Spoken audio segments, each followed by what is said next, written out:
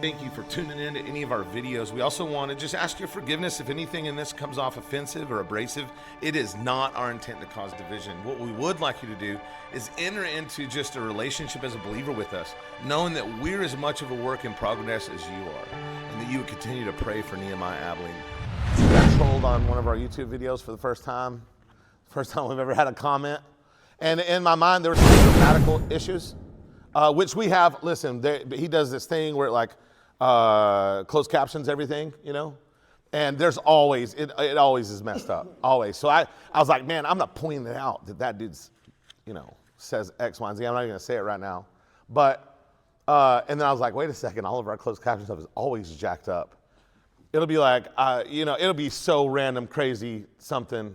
And you're like, wait a second. But if you listen to it if you read it phonetically, you'll know what we were trying to say closed caption because it's auto, But if you read it, you're like, what? What does that mean? So anyway, it was just one of those things where it's like, what would have been my motive in correcting him in his correcting of me? Right? And then I just started diving deep. I had a lot of conversations with the Esther folks last night about who it is that opposes us. Right? Who is it that opposes us? And my answer is everyone. We sit in a unique, and that's not from a negative place, but that means you're doing something worth opposing. And look, if you don't have there's opposition that you deserve because you're doing something wrong. And then an absolute lack of opposition means you're not doing anything worth opposing. So it's this thing that says, one, is the opposition gaining ground? Are you having to defend yourself? Listen, Jesus was accused, he had opposition, and he spoke not a single word. And he was killed. You get it? Listen, so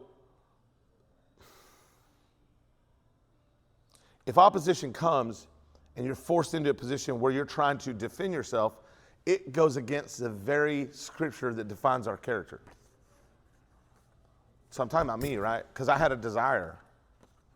I had a desire to I was talking to my boys. I'm like, look, if y'all go troll the guy, they won't know it's me. And I was just joking with them, right? They're like, what do you want us to say? I'm like, no, we can't do that. But who is it that opposes us? Do people in the recovery community oppose us because we're biblically based? Do people in the religious community oppose us because we're rough around the edges and I may drop an occasional F-bomb? That was why he trolled me, by the way. F-bomb and I think I said ass.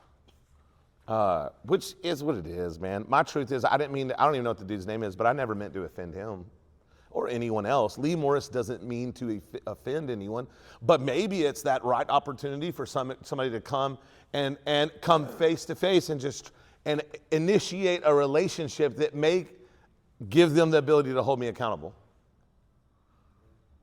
Does that make sense? It's found in relationship. Anyway,